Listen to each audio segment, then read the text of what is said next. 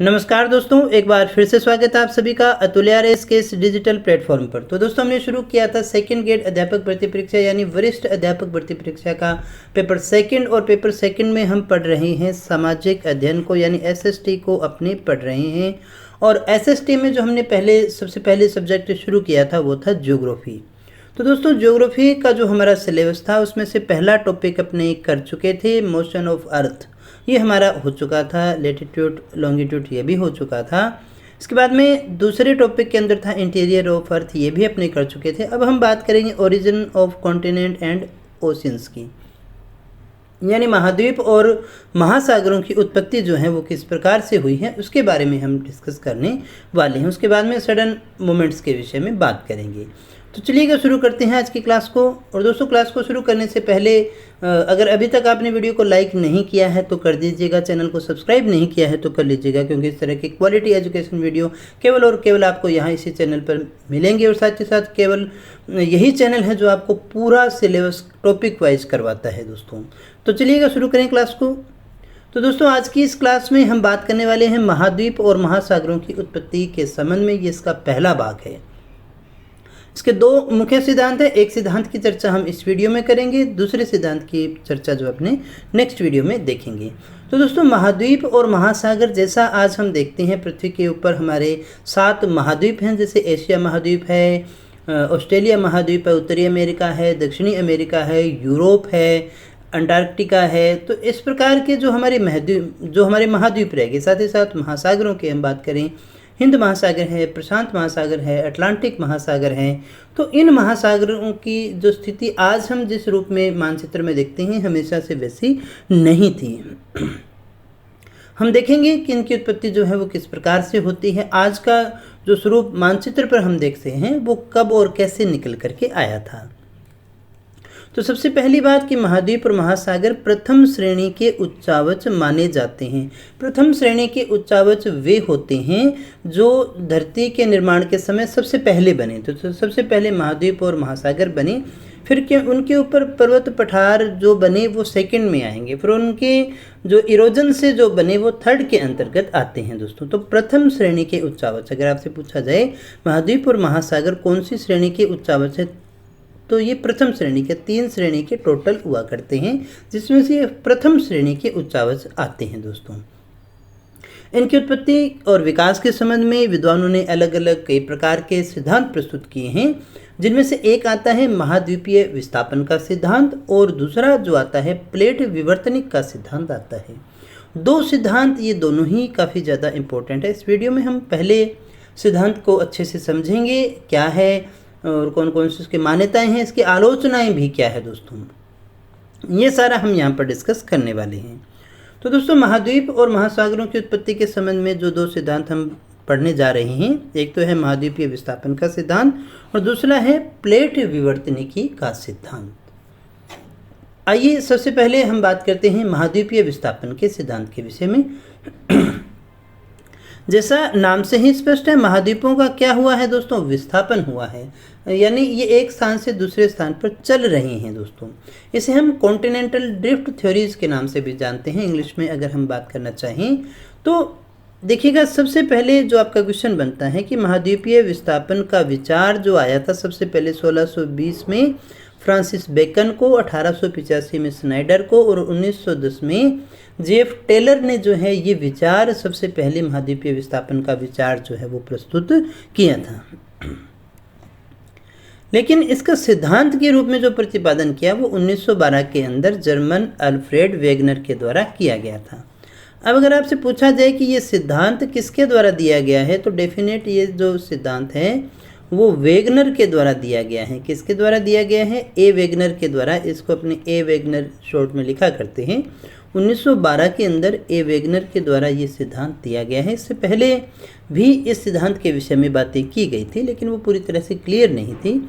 एक सिद्धांत के रूप में जो प्रतिपादन करने का विचार किया था वो इसी के द्वारा किया गया। तो पहला क्वेश्चन आपका यही बन जाता है कि सिद्धांत को देने वाले कौन थे, तो अल्फ्रेड या ए वेगनर थे। कब दिया, 1912 में। कहाँ के थे ये, जर्मनी के वैज्ञानिक थे।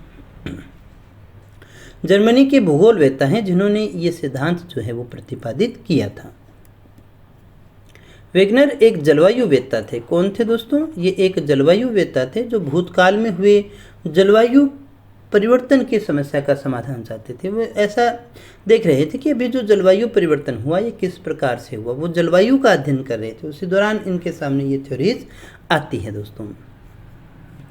अंटार्कटिका में कोयले की परतों की उपस्थिति और मरुस्थल में हिमावरण के लक्षणों के मिलने के कारण रूप में वेगनर के सामने दो विकल्प थे। देखिएगा क्या कह रहे हैं। अंटार्कटिका जो कि बर्फ़ का है, वहाँ पर आपको कोयले की परतें मिली, जबकि हम ये जानते हैं कि कोयला तो गर्म होकर के बहुत ज़्यादा तप्त होगा तो कोयले की परतें मिलेंगी। और मरुस्थल बहुत गर्म होता है, वहाँ पर हमें हिमावरण के लक्षण भी मिलते हैं। तो यानी कुछ ना कुछ असमानताएं, कुछ ना कुछ हुआ है ऐसा।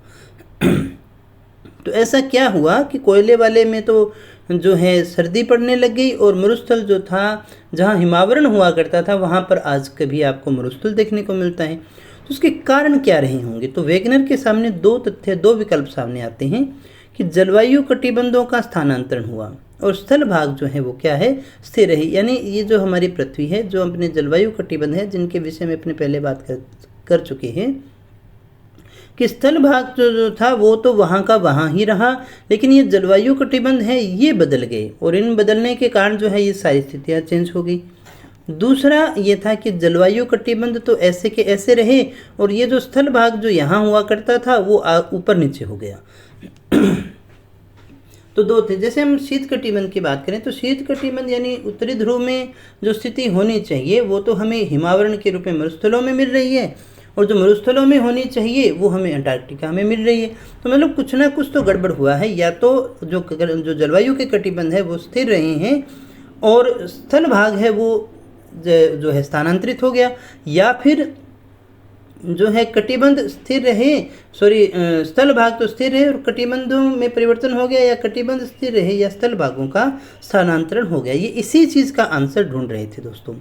वेगनर ने ये इसको ज़्यादा प्राथमिकता दी कि कटिबंध तो क्या रहे, स्थिर रहे, लेकिन स्थल भागों का क्या हुआ, स्थानांतरण हुआ। परिकल्पना क्या होती है? हम पहले से देखिएगा, जब हम शोध कर रहे होते हैं ना तो एक दिमाग में एक परिणाम बना लेते हैं कि ऐसा होता है तो ऐसा होता है, फिर हम उसको साबित करने के लिए जो है प्रयोग करते हैं, एक्सपेरिमेंट करते हैं, और फिर उस तथ्य तक पहुंचते हैं दोस्तों।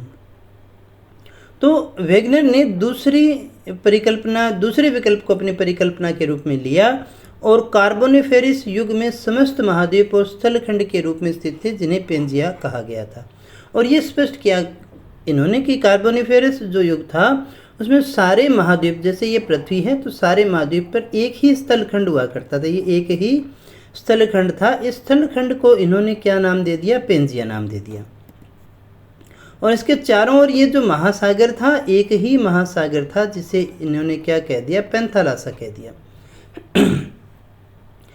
ध्यान दीजिएगा इस बात पर, वेगनर जो थे वो जलवायु परिवर्तनों का अध्ययन कर रहे थे। उसी समय उन्होंने दो धारणाएं उनके सामने आती हैं कि या तो जलवायु कटिबंध का स्थानांतरण हुआ, स्थल भाग स्थिर रहे, या फिर जलवायु कटिबंध स्थिर रहे और स्थल भागों का स्थानांतरण हुआ। उन्होंने सेकंड को ज़्यादा प्रायोरिटी दी, और ये स्पष्ट कहते हुए बताया कि कार्बोनिफेरस युग के अंदर समस्त महाद्वीप यानी एक ही भूखंड हुआ करता था, जिसे हम पेंजिया कहा करते थे। उसके चारों ओर एक ही विशाल महासागर हुआ करता था, जिसे पेंथालासा कहा जाता था। ये थ्योरी जो है वेगनर के द्वारा दी गई।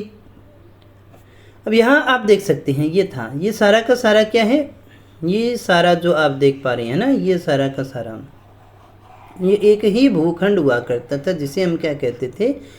जिसे हम कहते थे पेंजिया। ये पेंजिया है, और ये चारों ओर समुद्र जो रह गया ये कौन सा रह गया? ये पेंथालासा रह गया।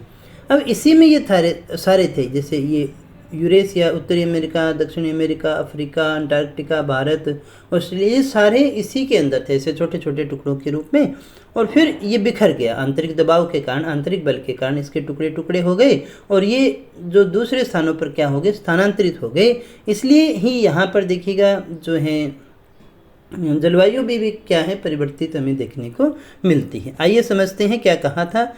वेगनर के अनुसार सियाल निर्मित यह पेंजिया अगाध सागरीय तली, जिसे हम सीमा कहते हैं, उसके ऊपर निर्बाध रूप से तैर रहा था। कार्बोनिफेरस युग में पेंजिया का विभाजन हुआ।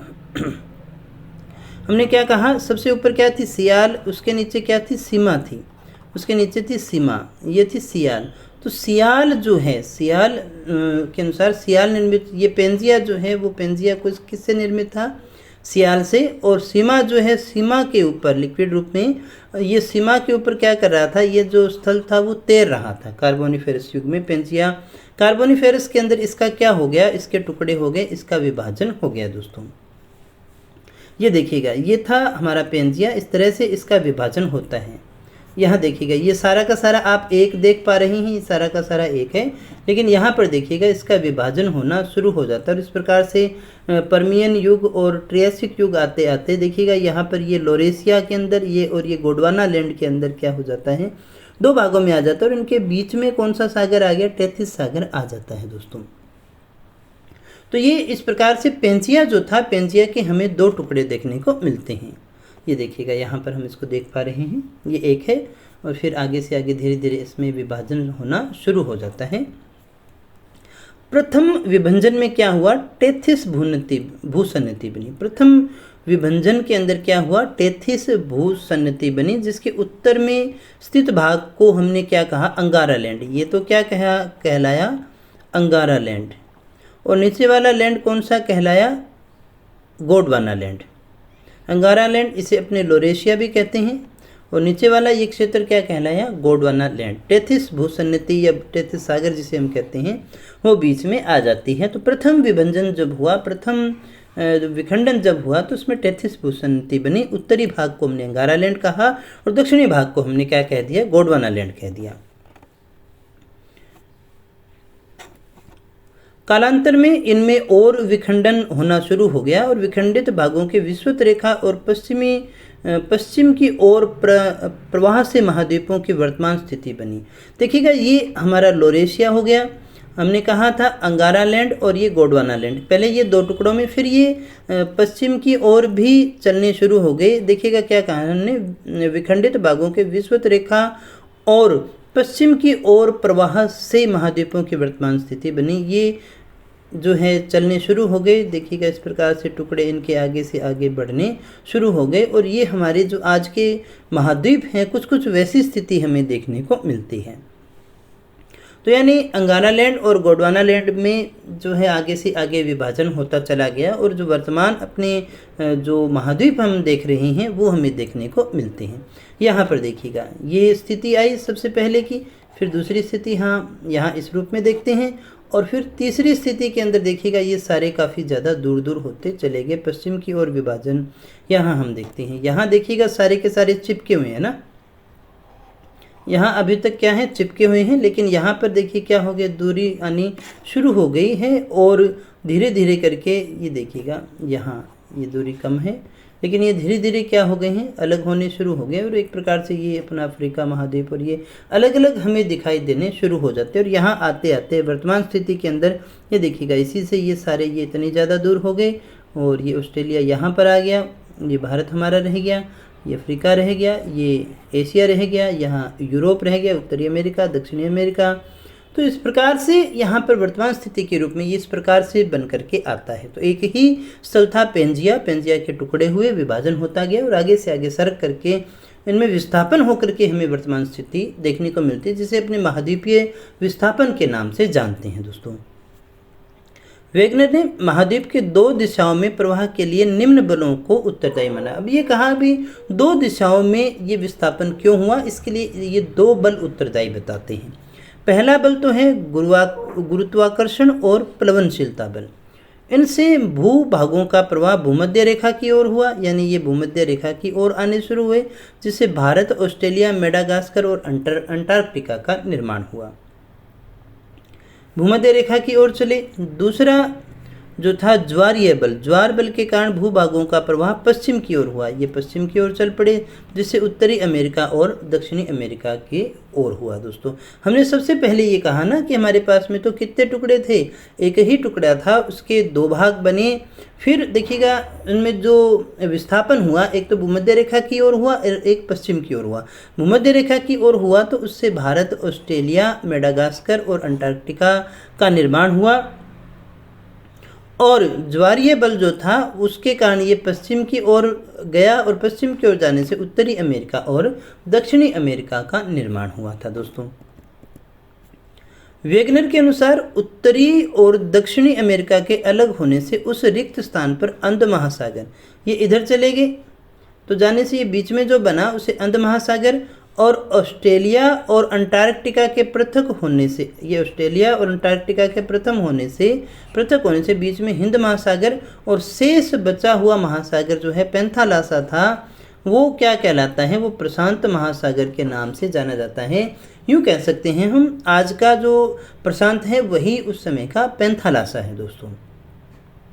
फिर से समझ लीजिएगा कि वेगनर के अनुसार उत्तरी और दक्षिणी अमेरिका अलग हो गया। ये उत्तरी अमेरिका हमने ये देखा था, ज्वारीय बल के कारण ये इधर चला गया, तो पश्चिम की ओर विस्थापित होने से बीच में जो महासागर है अंध महासागर आ गया।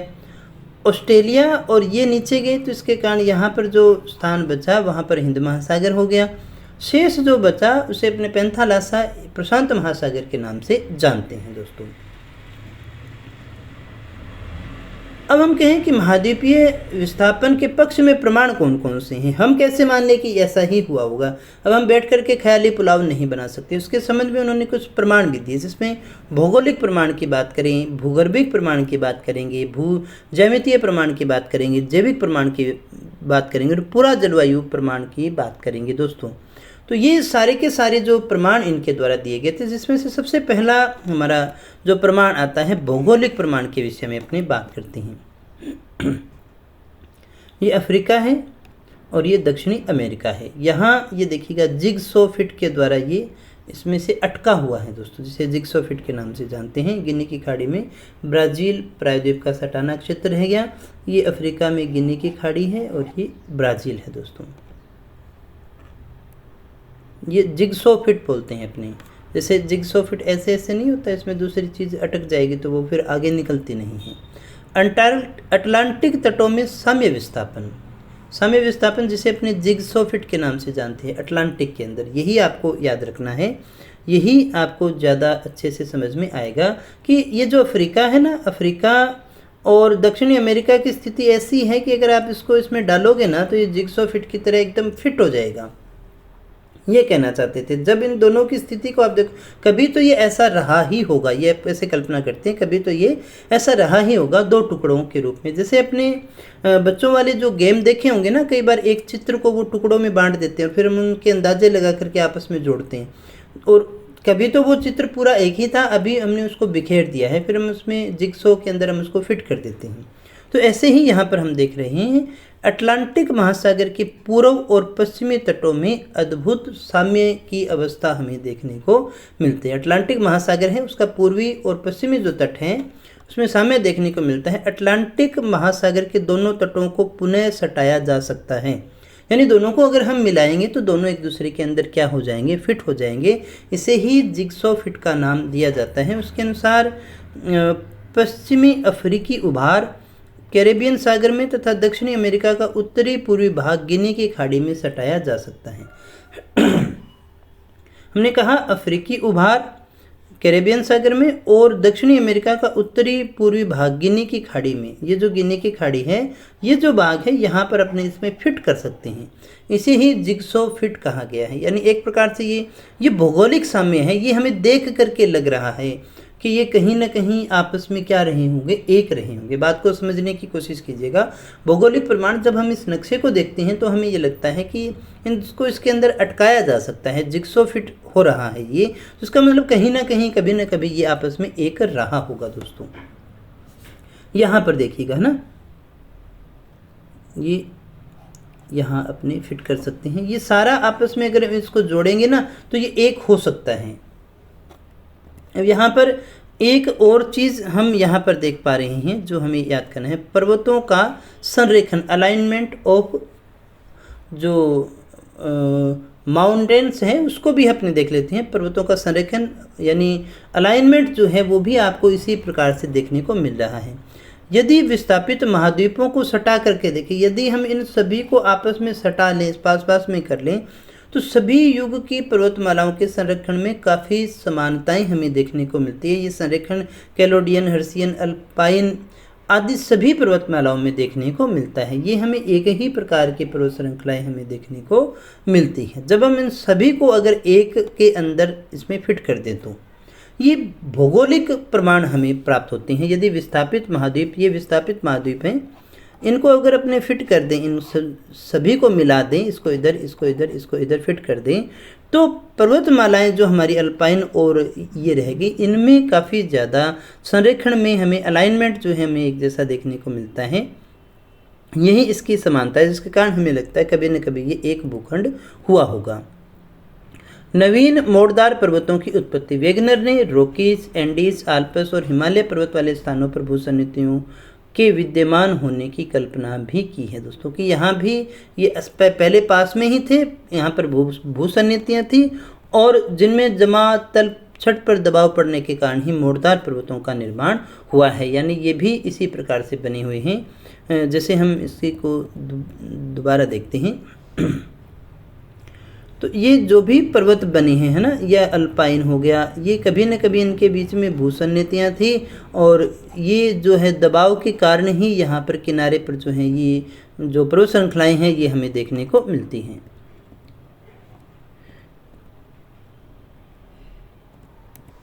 भूगर्भिक प्रमाण की बात करें तो संरचनात्मक समानता यानी स्ट्रक्चर, यानी दो भूखंडों की स्ट्रक्चर एक जैसा हमें कहाँ देखने को मिलता है। अटलांटिक महासागर के दोनों ओर के तटीय क्षेत्रों में शैल संरचना में काफ़ी ज़्यादा समानता हमें देखने को मिलती है। इससे हम कह सकते हैं कि ये दोनों तट कभी आपस में सटे हुए थे। भाई अटलांटिक महासागर है, ये इधर अपना उत्तरी अमेरिका, दक्षिणी अमेरिका और ये यूरोप वाला रह गया। तो ये जो यहाँ और यहाँ वाले जो शैल संरचना है उसमें हमें काफ़ी ज़्यादा समानता देखने को मिलती है। स्तर विन्यास की स्थान समानता। अटलांटिक महासागर के दोनों तटों की चट्टानों की विभिन्न परतें भी हम देखें तो एक ही क्रम की हैं, एक ही क्रम जैसी हमें देखने को मिलती हैं। यानी यहाँ जो चट्टानें हैं, यहाँ जो चट्टानें हैं, वो ऐसा लगता है एक ही क्रम की चट्टानें हैं। यानी ये कभी न कभी क्या हुआ करता था, आगे पीछे नहीं बना हुआ है, एक ही साथ में था, एक ही समान हुआ करता था। भू ज्यामितीय प्रमाण की बात करें तो भू ज्यामितीय अध्ययनों से ऐसे प्रमाण हमें प्राप्त होते हैं कि ग्रीनलैंड धीरे धीरे कनाडा की ओर विस्थापित हो रहा है, जो महाद्वीपीय विस्थापन को प्रमाणित करता है। कुछ पुराने नक्शों की अगर हम बात करें, ये हमारा दक्षिणी अमेरिका, उत्तरी अमेरिका, दक्षिणी अमेरिका, ग्रीनलैंड जो है वो भी ऐसे लग रहा है कि वो भी क्या हो रहा है, कनाडा की ओर धीरे धीरे विस्थापित हो रहा है। ये सारे भू ज्यामितीय प्रमाण हैं जो ये सिद्ध करते हैं कि कभी न कभी ये सारे भूखंड जो हैं वो एक रहे होंगे दोस्तों। फिर हम जैविक प्रमाणों की बात करें, देखिएगा दोस्तों, पूरा जीवाश्मीय प्रमाण अटलांटिक महासागर के दोनों जो तट रह गए, अटलांटिक महासागर के दोनों जो तट रह गए, वहाँ पर जीवाश्म के प्रमाण एक जैसे हैं, जिससे ये यहाँ और यहाँ ये जो सिनोग्नाथुस जो है ये यहाँ भी मिलते हैं। यानी ये जो जीवाश्म है ना, यहाँ और यहाँ हमें एक जैसे मिलते हैं। इस क्रम में एक जैसे जीवाश्म हमें देखने को मिले हैं यहाँ और यहाँ। अब यहाँ और यहाँ कब मिलेंगे, जब ये क्षेत्र क्या रहा होगा, एक रहा होगा। यहाँ और यहाँ एक जैसे कब मिलेंगे, जब ये क्षेत्र आपस में जुड़ा हुआ रहा होगा। यहाँ और यहाँ एक जैसे कैसे आएंगे, कब आएंगे, जब आएंगे तब आपस में ये कभी न कभी क्या रहा होगा, जुड़ा हुआ रहा होगा। तो इस प्रकार से हम ये सारे प्रमाणों की बात करें तो हमें ये महसूस होता है जैविक प्रमाणों में कि कभी न कभी ये क्या रहे होंगे, एक साथ मिले हुए रहे होंगे। जैविक प्रमाण में दूसरा हम बात करते हैं जैविक स्वभाव की।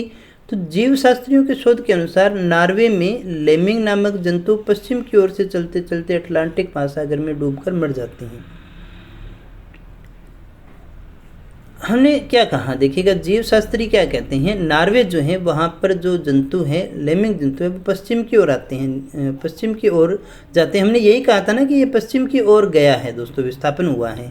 तो ये अटलांटिक महासागर में डूबकर मर जाते हैं। हम ऐसा मान सकते हैं उस काल में कभी ये इधर जाते रहे होंगे, इसी कारण ये स्थान जो है यूरोप से सटा हुआ रहा होगा, तब इसकी आदत थी और यही आदत हमें आज भी देखने को मिलती है। फिर हम बात करते हैं पूरा जलवायु के प्रमाण की।